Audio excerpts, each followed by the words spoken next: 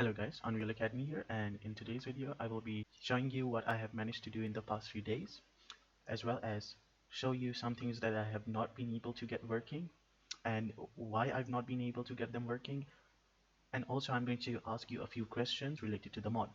So first I'm going to be telling you the improvements that I have made to the mod, or the features that I've added. So the biggest feature that I've added is the installer for the mod. So now all you have to do is download this execution file, which is a 65 MB download, and just run it. It will automatically back up the game files and install the mod, and it will also create an uninstalled execution file that you can use to uninstall the mod and restore the game to your previous version or the original version. So right here I have a original Half-Life Alyx game. So if I were to start this game right here, you'll notice it will say that I have no headset connected.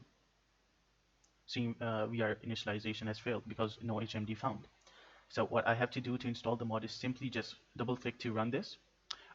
You will be presented with the changelog that I've changed in this mod.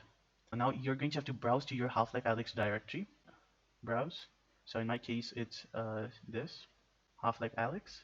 Now ensure you browse to the directory which has the files bin and Half-Life VR, and then install it there. Next, if you want to create a start menu shortcut, I've disabled it. Create a desktop shortcut. Next, and hit install.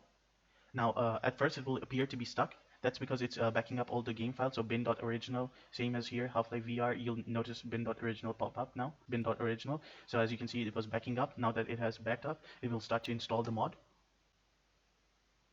These are the controls that come up after the installation, so please refer to those. It also has frequently asked questions section in there, so if you can't get something to work, it also has a link to my YouTube channel, so that if you want to ask questions, you can visit that link. Next, and now you have the option to launch Half-Life Alyx. Finish. Half-Life Alyx will now launch. So as you can see, the installation worked perfectly. The game now launches. I can use mouse to look around. Now to uninstall the mod, all you have to do is run this uninstall exe. Double click, run it. Are you sure you want to? Select yes. Now it will say uninstalling and then minimize to the background. What it's actually doing is deleting the mod files and replacing them with the original. So once this folder disappears, that means the mod has been completely uninstalled. Now as you can see, the mod uninstall was successful. Now as soon as I press OK, this will get deleted. And as you can see, it got deleted. So and now if I were to play this game, it will again give me the error HMD not found. So this is one huge feature that I was able to add because a lot of people could not install the mod properly. So this should simplify the process a lot.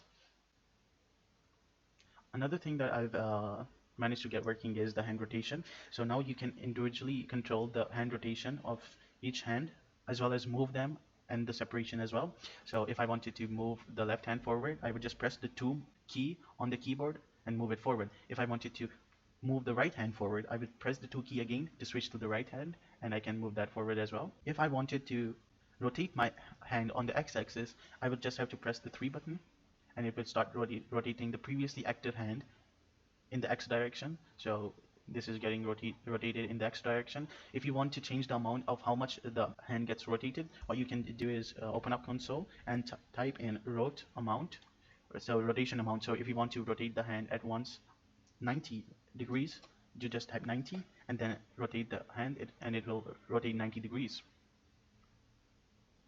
And the same can be done for the y-axis and the z-axis. So if I want to rotate the hand on the y-axis, you can see I can rotate it on the y-axis, and the same on the z-axis. I can rotate it on the z-axis as well, and I can also move it up and down by pressing the 6 key. Up and down, 6 key again to switch to left hand, and up and down. And I can also control the how much the hand is separated by pressing the 7 key on the keyboard, and then controlling the separation amount using my scroll wheel. So 2 for forward, 3 for X rotation, 4 for Y rotation, 5 for Z rotation, 6 for hands vertical location, and 7 for separation, and F to reset all of that. Now I will tell you the problems that I'm facing trying to get a few features work. So the most requested feature is the WASD movement feature, which allows the user to move using the WASD keys. The problem with that is I just cannot get it to work. So right now, if I enter height adjustment mode without enabling fake VR or anything, I can move around using my keyboard. So right now I can press Control to crouch, space to jump, and W to move forward, and D, A, S. Everything works except for the hands. The hands are going to stay at one position, and I will not be able to use them for anything. Now, I can switch to the hands by pressing the mouse 5 button, but if the elevation changes too much of the player when he's in the keyboard mode and then activate the fake VR mode, what happens is the player spawns under the ground, causing him to die. So if you don't understand what I mean, this this is what I mean. Basically, as soon as I teleported, it teleported me into the ground, and now I'm dead. Another problem I'm having is trying to get automatic reload on death to work. So you have to manually type, open up console, type in reload after every death, and the level will reload. So anyways, now if I enter the keyboard mode, I can move around using keyboard, but as soon as I go down here, and now if I were to enable my hands using the mouse 5 buttons, and then try to teleport, you'll see it tells me I'll fall to my death. Now another problem that I'm facing is the reload. The reload requires the hands to be in a specific position in order to work. So I cannot just press the R key and everything will automatically reload. I have to find the positions in which the hands have to be in order for the magazine to go in. So I've been able to figure it out for the rapid fire SMG. So I'm just going to grab the rapid fire SMG's ammo. And now if I press the R key on the keyboard, you'll see it got reloaded. So now I can shoot. Now I'm going to just grab another ammo magazine and R, and it reloaded. Now there's bullet in it, and it works. But the problem is that it only works for one gun. So if I were to say change to the pistol will not reload like this. For the pistol, the hand rotation has to be something way different. So I'm just going to grab the ammo for the pistol. And now if I try to reload, it won't work because the magazine for the pistol has to be in a specific angle to be accepted. So the gun position has to be something like this.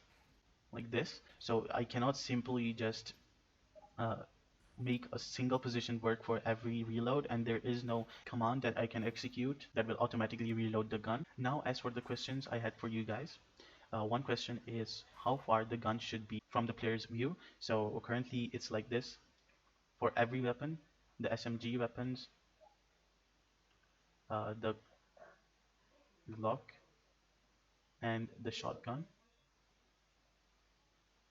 So should it be further away, or is the current mode okay? Another question I have for you guys is what the controls should be for the mod. I will put a link to the survey in the description so that you guys can decide for yourselves which controls you want for different parts of the mod. Please note some controls are disabled and cannot be binded to for custom events such as the Q button. I cannot bind the Q button to do anything specific because it's already hard-coded in the engine that the Q button should move the player up or something like that. So I cannot bind a few buttons.